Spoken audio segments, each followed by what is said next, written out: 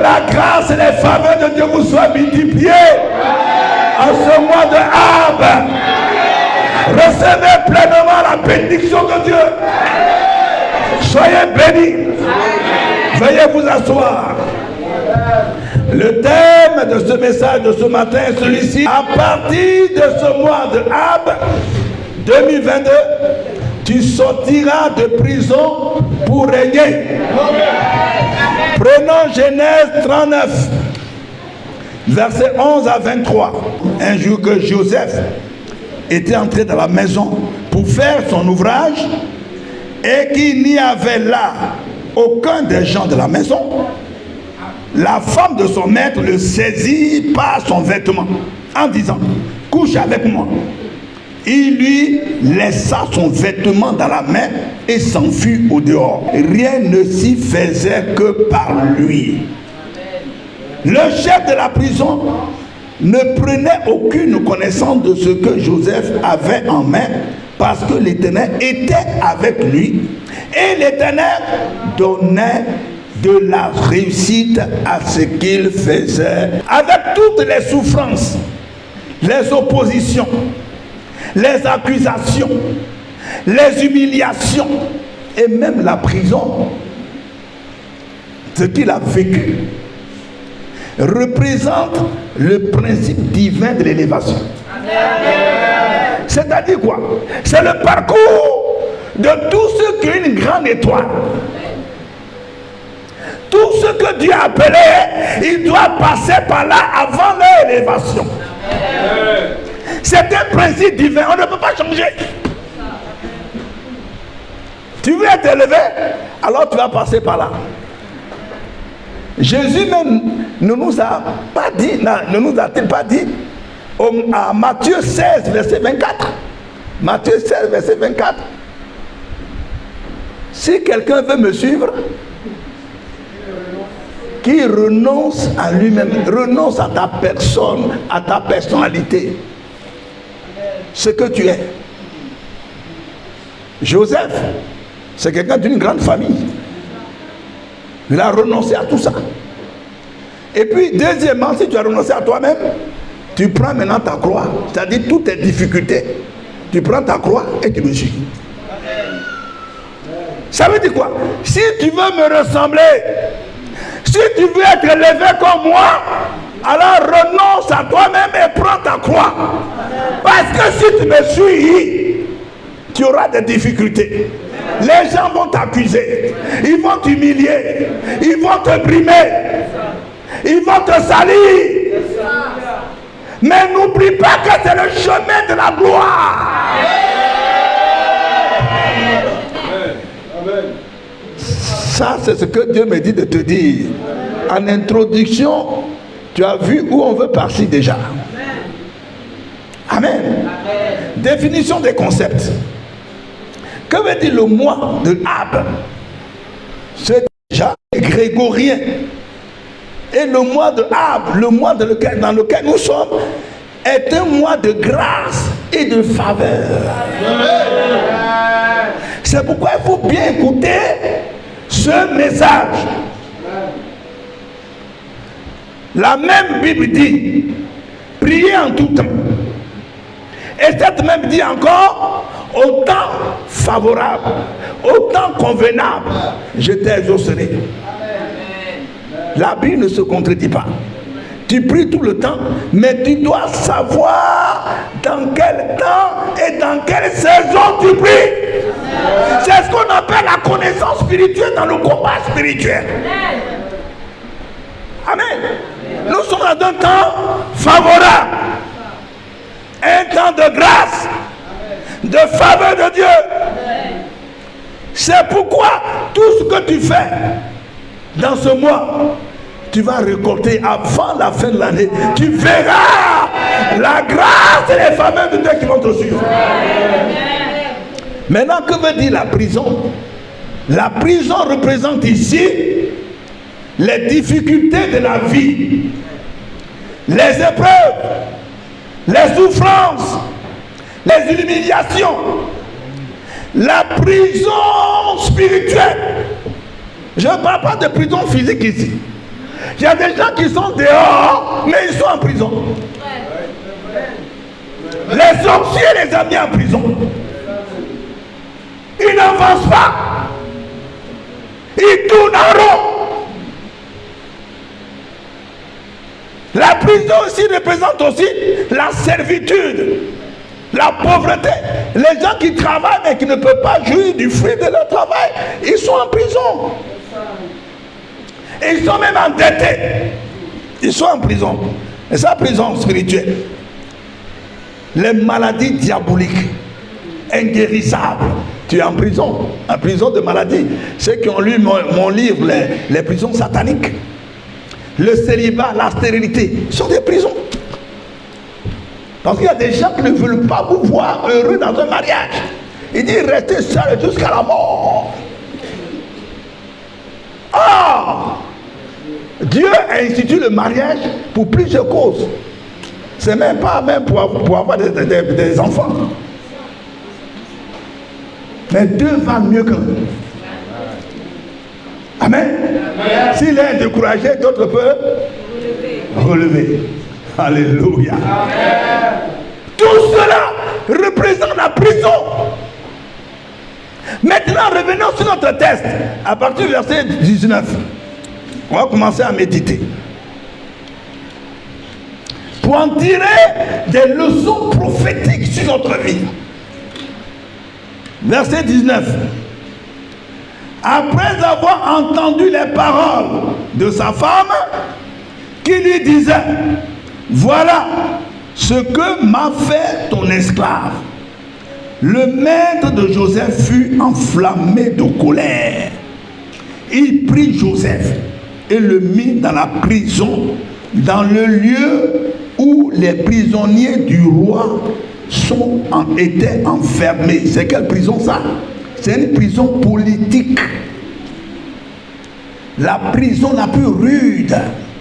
Tous ceux qui se sont levés contre le roi, contre le président, leur prison, ça ne finit pas.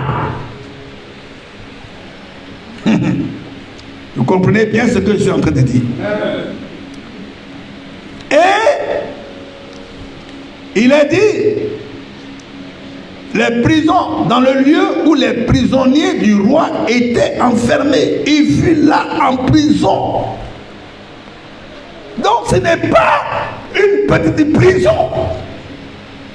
Plusieurs personnes sont dans des différentes prisons spirituelles, comme on vient de l'égrener. Prison de servitude, d'échec, de non-accomplissement, de célibat, de maladie, d'infirmité, de quoi encore? Des prisons d'humiliation. Les gens sont humiliés, écrasés. L'oppression, même l'envoûtement. Ce sont des prisons.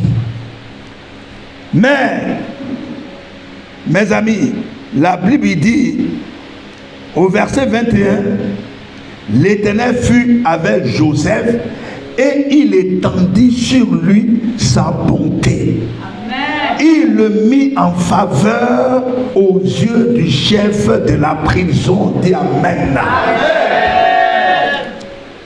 Malgré toutes ces difficultés que tu vis, c'est de toi que je parle.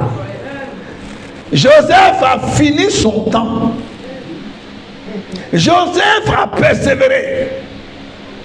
Il a été élevé, on verra tout à l'heure. Mais c'est de toi, Joseph, de cette année. Amen. Malgré toutes ces difficultés, sache que Dieu est avec toi. Amen. Sache que la bonté de Dieu te suit. Amen. Les faveurs de Dieu sont sur ta vie. Malgré toutes les difficultés, malgré tes prières qui ne sont pas encore exaucées, sache que Dieu est avec toi. Amen. Autrement dit, tu serais mort depuis longtemps.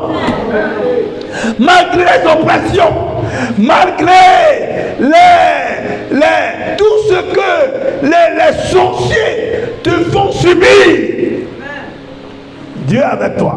Amen. Dis à ton voisin, la bonté de Dieu est sur ta vie. Les faveurs de Dieu sont sur toi.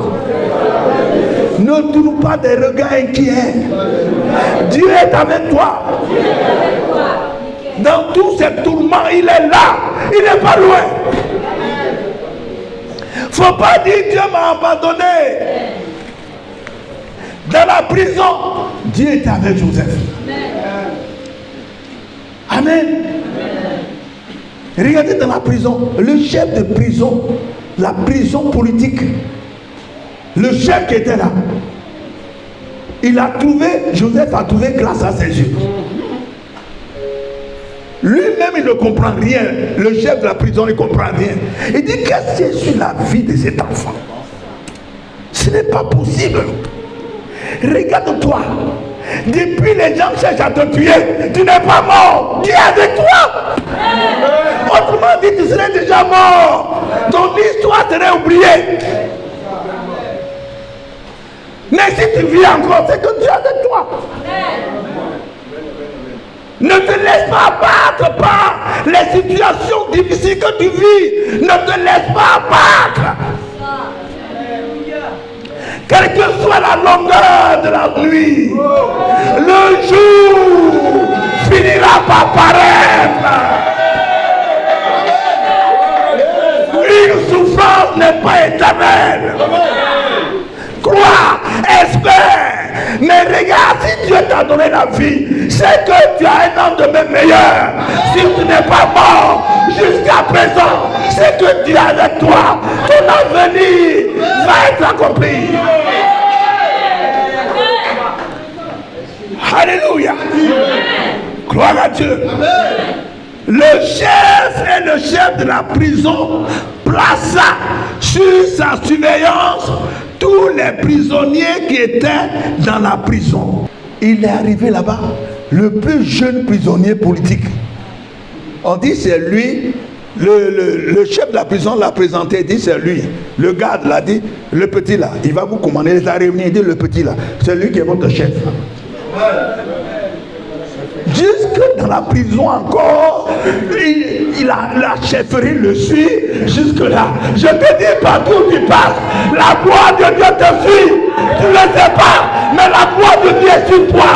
Quel que soit tout ce que les sorciers préparent contre toi, dis-toi que la gloire de Dieu est sur toi. Partout où tu passeras. C'est pourquoi les gens sont jaloux de toi. Les gens crient dedans. Il faut des gourous quand tu passes. La Bible dit se consume. Il ne peut rien te faire. Ils ont tout fait pour que tu meurs. Mais tu es encore vivant. Chaque année, te voilà encore tu es vivant. Cette année encore tu es vivant. Et pendant que les années passent, tu te rapproches de l'accomplissement de ta destinée.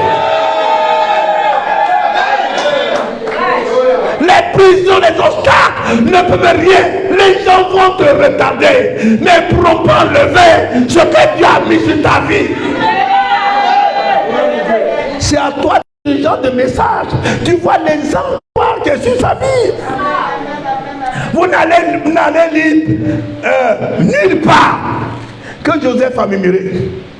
Mais ce jeune homme qui avait moins de 20 ans, regardez tout ce qu'il a vécu. Il a été préparé pour régner. Amen. Il n'a pas murmuré. Ne murmure pas.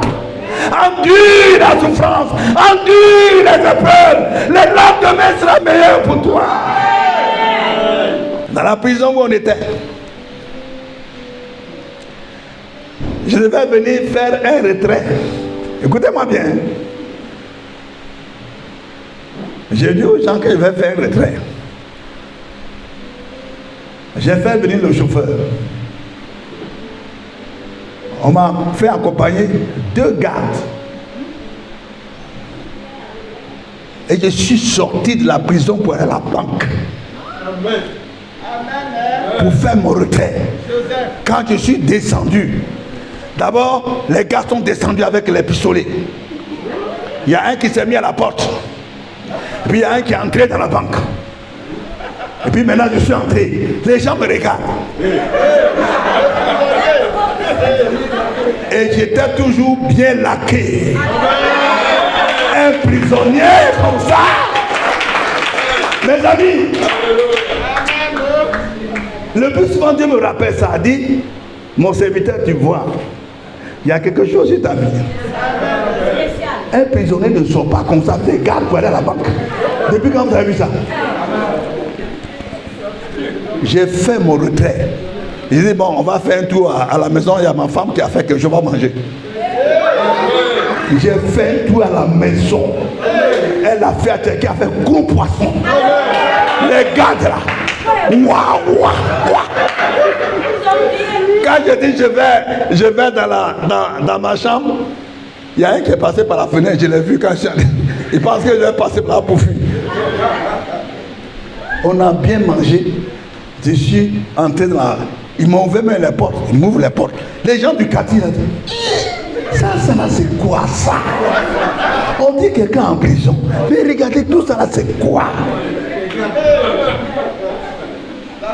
Avec chauffeur. On a ouvert. Je suis monté. Voilà. On est retourné en prison.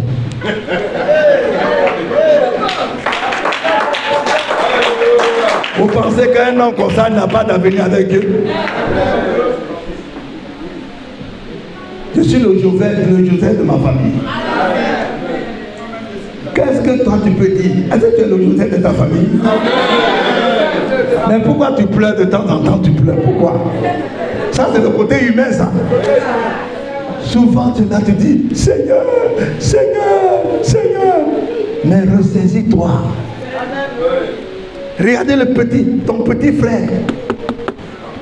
Ton fils même, petit-fils, 18 ans environ. Il n'a jamais pleuré. Et Dieu l'a suivi. Alléluia. Gloire à Dieu. Même dans la maison de Potiphar. Regardez le verset 3 de chapitre 39. Il dit, son maître vit que l'Éternel était avec lui et que l'Éternel faisait prospérer entre ses mains tout ce qu'il entreprenait. La faveur de Dieu est sur toi, mais toi tu ne le sais pas.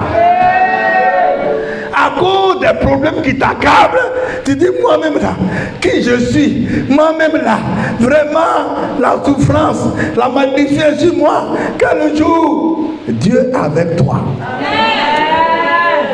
Regarde les circonstances de ta vie. Si tu vis jusqu'à aujourd'hui, c'est que tu as un avenir avec Dieu. Amen. Gloire à Dieu. Alors, que veut dire sortir de prison? Sortir de prison signifie être délivré de ce qui empêche ta destinée de t'accomplir. Être délivré de ce qui empêche ta destinée de s'accomplir. Ça veut dire aussi être délivré des prisons des sorciers. Ça veut dire aussi être délivré de la servitude, des échecs, de la pauvreté, des dettes. Délivré de tout ce qui t'empêche de t'épanouir, de prospérer, de te réjouir. Amen. Amen. Gloire à Dieu. La Bible dit, on fit sortir Joseph en hâte de prison. C'est ce qui va se passer pour toi. Un jour comme ça, tu es là et puis tes chaînes spirituelles tombent. Les miracles de tes prisons spirituelles s'écroulent. Et puis quelqu'un va t'appeler. Viens gérer ma société. Viens faire ceci. Viens faire cela. Brusquement tout à coup. Toi-même tu ne comprends rien. Soudainement. Tu ne comprends rien. C'est que le temps de Dieu est arrivé. Dieu dit, tu as trop pleuré. Je te fais sortir en hâte. Quand on dit en hâte, ça veut dire brusquement. Avant que toi-même tu ne te rends compte de ce qui t'arrive, déjà Dieu t'a fait sortir de là. Amen. Amen. Gloire à Dieu. Amen. Dieu m'a dit de te dire, à partir de ce mois de Av, tu sortiras en hâte de prison. Amen. Amen. Tu sortiras de prison. Tu vas sortir de toutes ces difficultés, de tous ces blocages, de tout ce que l'ennemi a mis devant toi pour t'empêcher d'accomplir ta destinée. Personne ne m'a dit amen. Regardez Jérémie 40, verset 4. Jérémie 40, verset 4. Le chef de l'armée de Nebuchadnezzar, il dit à Jérémie, après Jérémie était en prison, lorsque les Babyloniens sont prendre Jérusalem, c'est l'armée de Nebuchadnezzar qui l'a fait sortir de prison. Et le chef de l'armée dit, maintenant, voici, j'enlève les chaînes qui sont sur tes mains. Amen. Amen. Il y a un temps pour la délivrance. Un temps pour quitter les prisons, les blocages, les difficultés. Même tous ceux qui sont à la base de tes oppressions, ils seront obligés de t'abandonner. Amen. Amen. Il dit maintenant voici, je te délivre aujourd'hui. Maintenant, voici, aujourd'hui. Ah, mes amis, pourquoi tous ces mots dans une petite phrase? Maintenant, voici, je te délivre aujourd'hui des chaînes que tu as en main. Ça veut dire, le temps de Dieu est arrivé. Je te parle à partir de maintenant, jusqu'en décembre. Quelque chose va se passer dans ta vie. Parce que Dieu a déjà tout préparé pour que cela soit. Amen. Gloire à Dieu. Les chaînes vont tomber. Tu seras délivré. Délivré de ces prisons sataniques dans lesquelles tes ennemis t'ont enfermé. Pour que tu puisses avancer pour accomplir ta destinée. Amen. Amen. Ésaïe 51. Toutes ces paroles que je vous ai prophétisées toute cette année, vous verrez l'accomplissement. Ésaïe 51, verset 14. Il a dit quoi? Vous connaissez bien. Bientôt, celui qui est courbé sous les fers sera délivré. Bientôt, celui qui est courbé sous les fers sera délivré. Il ne mourra pas dans la force, il ne mourra pas dans son cachot, il ne mourra pas dans sa prison. Tu ne mourras pas dans cette situation dans laquelle tu te trouves. Non, non, non, non, non, non, non. Tu ne mourras pas. Tu ne mourras pas dans cette prison satanique. Tu ne mourras pas dans cette prison. Refuse de mourir jusqu'à ce que ta destinée soit accomplie. Ce que tes ennemis veulent, ils veulent que tu meurs. Pour que ce qu'ils ont vu sur ta vie là ne s'accomplisse pas. Je ne mourrai pas, je vivrai. Et ma destinée s'accomplira sur la terre avant que je retourne à Dieu. Mais en réalité, ce que Dieu a mis sur ta vie, c'est pour que ça s'accomplisse sur la terre avant que tu ne retournes à lui. Mais tes ennemis veulent te voir. Il veut te voir mourir avant. Amen. Il veut te voir mourir avant. Amen. Gloire à Dieu. Tu ne mourras pas. Et il a dit, et son Père ne lui manquera pas. C'est-à-dire, ce que Dieu a dit sur ta vie là, ça ne manquera pas. Les gens ne pourront pas te tuer avant. Parce qu'ils t'ont retardé, mais ils n'ont pas enlevé ce que Dieu a mis sur ta vie. Non. Ils vont te vivre des situations difficiles. Ils vont te bloquer. Mais Dieu me dit de te dire, même pas tout cela, ils n'ont pas pu empêcher Joseph d'être élevé. Toi aussi, ils ne vont pas t'empêcher d'être élevé. Non, ce que Dieu a mis sur ta vie va s'accomplir. Tu vas dire peut-être, je ne sais pas quelle année, mais je suis en train de prophétiser.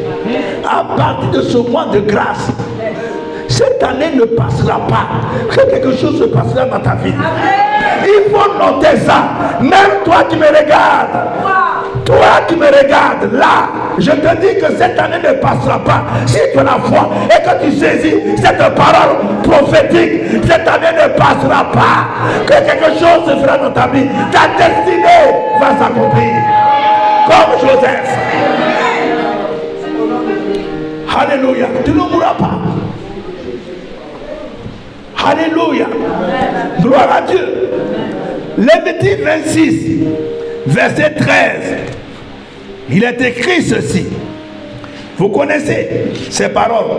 Ces paroles ont leur accomplissement en cette dernière, cette moitié de l'année. Toutes ces paroles vont s'accomplir. Et Lévitique 26, verset 13. Il est écrit ceci. Je suis l'Éternel, votre Dieu, qui vous a fait sortir du pays d'Égypte. Je vous ai fait sortir du pays d'Égypte. Il dit par la suite, qui vous est tiré de la servitude. C'est-à-dire, cette situation difficile que tu vis là, en cette période-là, tu vas te faire sortir de là.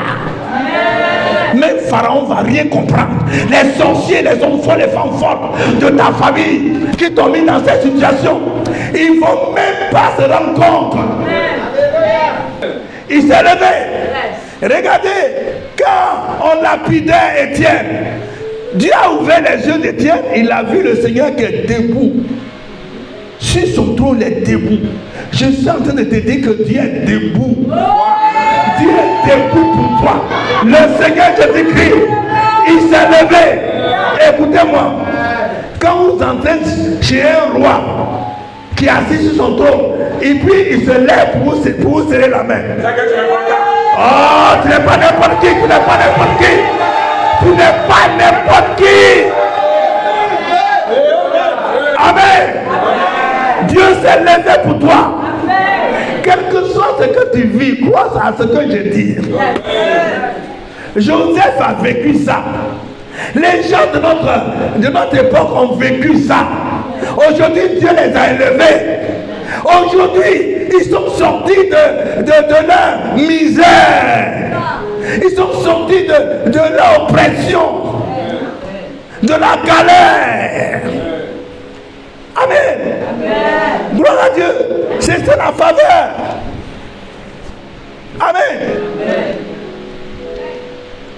Vous avez entendu que le pasteur Wally nous a parlé de quelqu'un qui est venu de l'Europe, disant que dans sa prière, Dieu lui a monté sa femme en Côte d'Ivoire, à Abidjan et à Vridi. Il est parti directement dans cette assemblée. Il a dit le nom de la femme. Tout le monde était étonné. Et le pasteur, tout le monde. Voici la femme. Son temps arrivé. Son temps d'humiliation, c'est terminé. C'est terminé. Une nouvelle page s'ouvre pour elle. Il a fait le mariage, il est parti avec sa femme. Ce que Dieu va faire pour toi, tu seras étonné. Je dis, tu seras étonné. C'est une saison de grâce, une saison de faveur. À partir de maintenant jusqu'en décembre, il va y avoir de grands changements dans ta vie, dans ta famille, dans ta région, en Côte d'Ivoire. De grands changements. Que ceux qui ont des oreilles entendent ce que dit l'Esprit aux églises. Ça veut dire quoi? C'est-à-dire s'il y a quelqu'un qui est sage, s'il y a quelqu'un qui connaît comment Dieu opère, il n'a qu'à bien écouter ça. Est-ce que ça veut dire? Mais si tu n'es pas sage, dis, oh, ça là, nous on a déjà écouté. Ce sont les gens, comment la Bible les appelle, insensés. Ils ne savaient pas qu'une parole qu'ils ont écoutée il y a longtemps, le temps, la saison, cette parole peut arriver. Amen. Alléluia. Je te dis, toutes les prophéties que je vous ai données, ce sont les mêmes paroles que je suis en train de vous rappeler. Le temps de toutes ces prophéties est arrivé. Si tu y crois, c'est en train de se passer dans ta vie actuellement. Une nouvelle page est en train d'être écrite. Je suis en train de voir un ange qui a mis ton nom sur une nouvelle page. Il a écrit d'écrire. Il est en train d'écrire quelque chose. Je suis en train de prophétiser sur la vie de tous ceux qui croient. Je vois une nouvelle page ouverte. Et il y a un ange qui a pris un bic.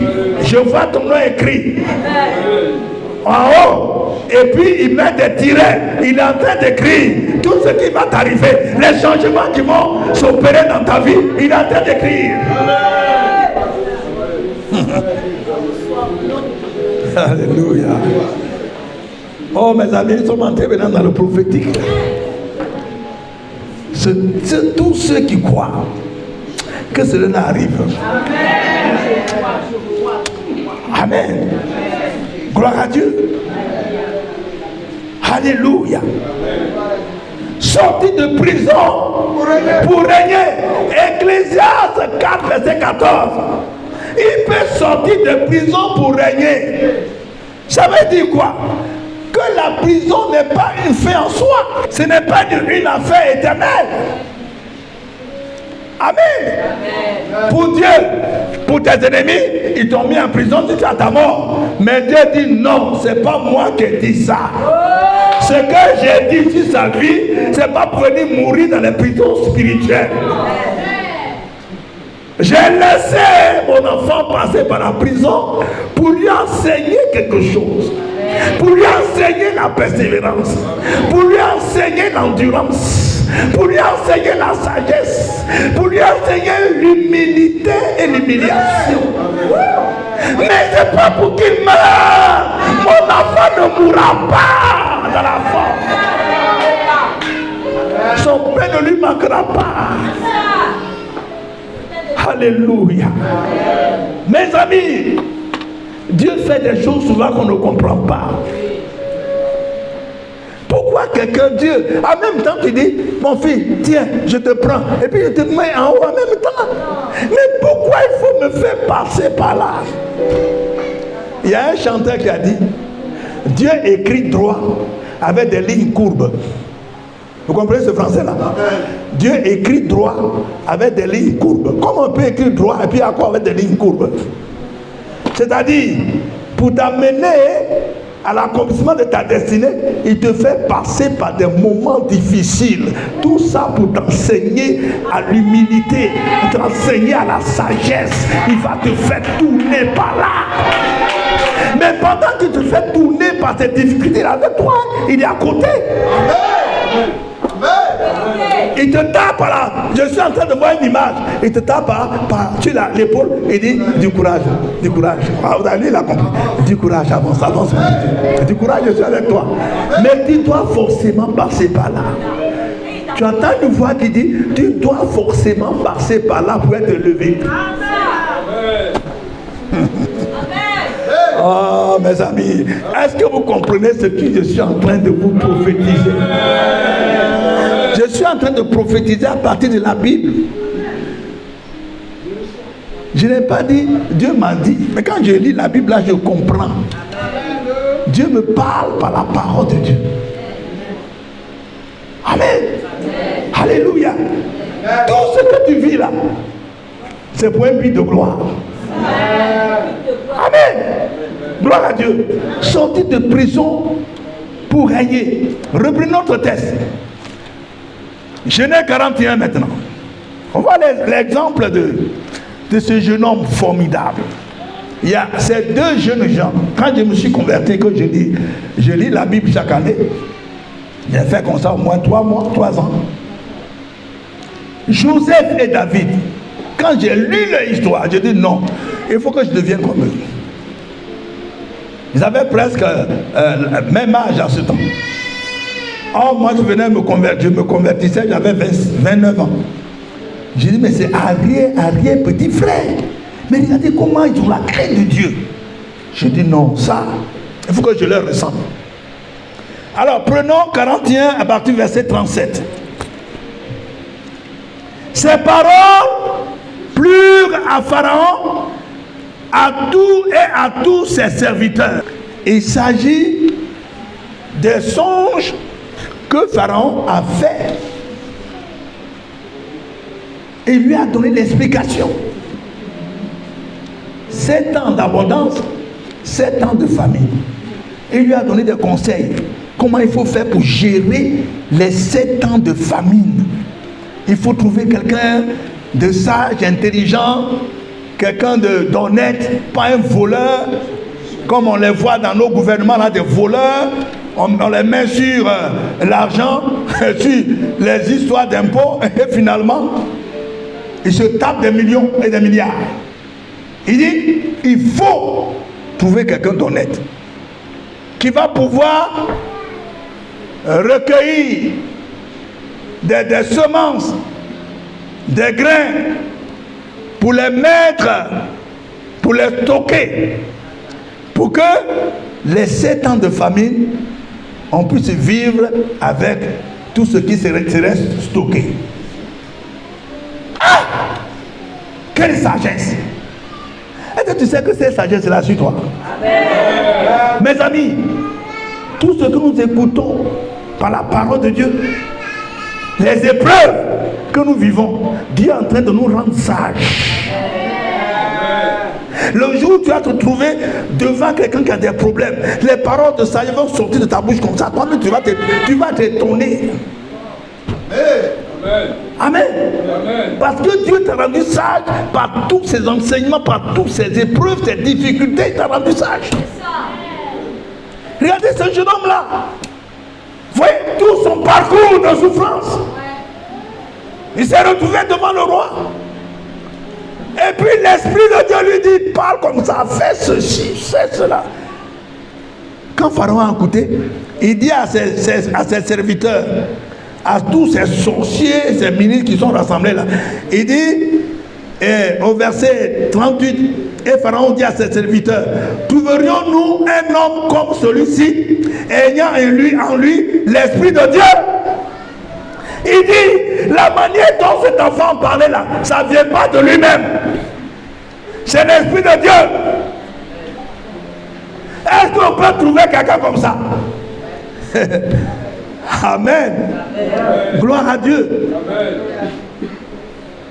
Certainement que c'est tous ces ministres et ces sorciers qui étaient autour de lui dit, on ne peut pas trouver ça. Un homme comme ça en Égypte, non, il n'y en a pas. Il n'y en a pas. Amen. Amen.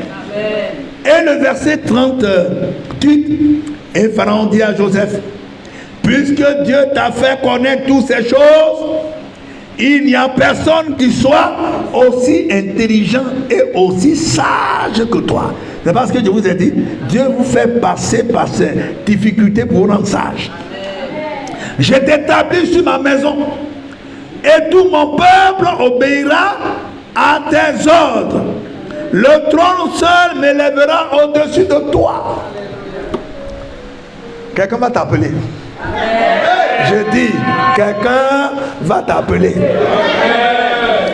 L'heure est arrivée pour toi. Quelqu'un va t'appeler. Dieu te fera sortir de prison et puis quelqu'un va t'appeler. Ésaïe 46, verset 11. C'est moi qui fais venir de loin un oiseau de proie. C'est moi qui fais venir quelqu'un de l'Orient, de l'Occident, de loin, pour accomplir ma volonté dans ta vie. Quelqu'un va venir de quelque part, je ne sais pas. Mais ça fait un bout de temps que je suis en train de prêcher la même chose. Ça veut dire que le temps est arrivé. La Bible dit que si la chose insiste, ça veut dire que le temps de la chose est arrivé.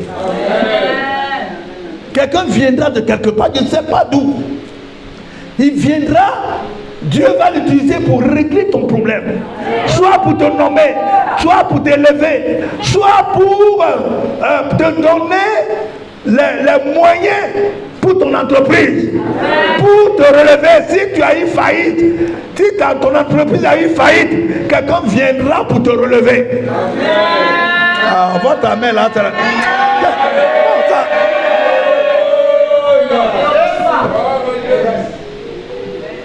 Est-ce que vous savez que ça a déjà commencé dans l'assemblée? Ce n'est pas encore, le moment n'est pas encore venu pour qu'on donne des noms. Vous allez voir, tout ce qu'on prophétise sur vos vies là, ça a commencé à agir. Nous sommes dans une église de combat spirituel, de prière, de délivrance, de restauration. Toutes ces prières que nous faisons, ces combats que nous menons, ces délivrances que nous faisons, nous fait avancer. Amen. Et nous sommes presque arrivés. Amen. Amen. Amen. Gloire à Dieu. C'est ça, mes amis. Quelqu'un va t'appeler, il va t'établir. Alléluia. Alléluia, il va t'établir. Il va dire, je n'ai pas d'enfant, mais j'ai plein de moyens. Et Dieu m'a conduit vers toi. Pour que tu sois mon fils. Pendant que tu as 50 ans, il veut mettre son nom sur toi. Oh, moi je suis en train de voir Wilson à mon cou. Wilson à mon cou. Un Américain qui va venir, il dit, il faut que tu sois mon fils. Je mets à mon cou là derrière. Blackson, tiré à mon cou. Blackson d'abord. Johnson, ou bien Johnson. Amen. Gloire à Dieu. Et puis me donne son héritage. Johnson. Amen. Gloire à Dieu. On a vu ça dans la vie de plusieurs, même dans le Côte d'Ivoire ici. Amen. Quand le temps est arrivé, les sorciers même sont embrouillés. Les sorciers de ta famille, ils seront indépendables. Ils ne savent pas ce qu'ils vont faire. Quand le temps arrive, c'est la dépendance dans le camp de tes ennemis. Pendant que nous sommes en train de proclamer la parole de Dieu, dans ta famille, les gens sont en train de se préparer à fuir. Oui. Parce que ceux qui vont résister à Dieu vont mourir. Vous comprenez? Tous ceux qui vont, quand le temps arrive et que les gens insistent à te faire du mal, ils vont mourir un à un. Sauf ceux qui reconnaissent que Dieu est avec toi, ils vont fuir. Amen. Vous n'avez pas vu que Pharaon dit, c'est vrai. Maintenant là, allez-y. Mais avant de partir là, priez pour moi. Il est vaincu, l'homme fort est mort. Il est vaincu. Mais il a reconnu que Dieu est avec eux. Ils ont prié pour lui, puis ils sont partis. Amen. Gloire à Dieu. C'est ça, mes amis. Alors, le verset 41. Pharaon dit à Joseph, vois, je te donne le commandement de tout le pays d'Égypte. Verset 42. Pharaon ôta son anneau de la main et le mit à la main de Joseph. Il le revêtit d'habits de fin lin et lui mit un collier d'or au cou. Un changement radical dans ta vie. Comment les gens ne peuvent-ils pas s'étonner de voir cette nouvelle vie brusquement, tout à coup, soudainement, un changement? Tu es parti en prison avec un habit. Même en prison, on t'a donné un autre habit. Tu es sorti, un habit. Tu vas vers le roi. On te donne encore d'autres habits avec des colliers. Les changements dans ta vie ont commencé déjà. Ce sont les différents changements de ta vie. Jusqu'à ce que tu arrives à la gloire. Amen. Amen. Gloire à Dieu. Amen. Dieu me me dit de te dire, c'est comme ça que ça se fait. C'est un programme divin. On ne peut pas passer outre. Ce cheminement, c'est pour tout le monde. Ceux qui veulent être levés par Dieu. Maintenant, si tu veux être élevé par les sorciers, par les marabouts, alors il faut suivre la magie. Là, c'est soudainement. Mais en même temps, tu vas payer par ta vie. Tes enfants vont payer par ta vie. Ils vont te donner une gloire pour 10 ans. Et ils te disent, dans 10 ans, tu vas mourir. Il y a des gens qui disent, bon, dans 10 ans, en tout cas, si je meurs, c'est bon.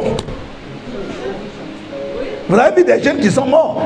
On les a connus, ils ont connu la gloire, la richesse, les grosses voitures. Et puis 10 ans après, 33 ans, 35 ans, ils sont morts parce qu'ils ont pris ça à 25 ans. Ils sont morts. Moi, je ne veux pas de cette richesse. Toi, tu veux cette richesse-là?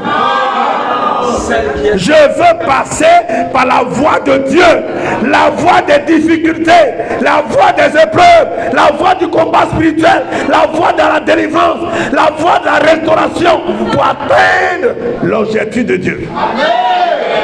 C'est ça qu'on appelle la gloire qui vient de Dieu.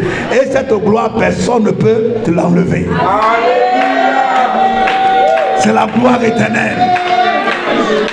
Alléluia. Pendant que je parle, tu reçois les colliers. La bague est sur ta main. Tu reçois les colliers. La bague sur ta main. La bague d'autorité. Le collier d'autorité. Il y a un changement. Là, un ange est là en train de te revêtir. Il y a des gens qui sont assis pour recevoir leurs vêtements. Il y a un ange qui est en train de partir dans les allées. Dans les allées. Il est en train de passer. Il est en train de passer pour te donner tes habits royaux. Habits de commandement. Habits de prospérité. Habits d'autorité. Les fins laits sont sur toi. Les colliers. La barre d'autorité. La barre royale. Collier. Les colliers royaux sont sur toi. Il est en train de passer.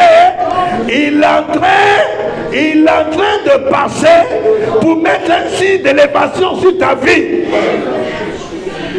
Dis, je reçois, je reçois. Je reçois, je reçois, je reçois. L'autorité que Dieu me donne. La nouvelle vie que Dieu me donne.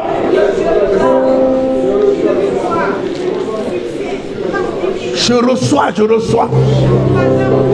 Commence à prier, commence à prier. Dis, je reçois.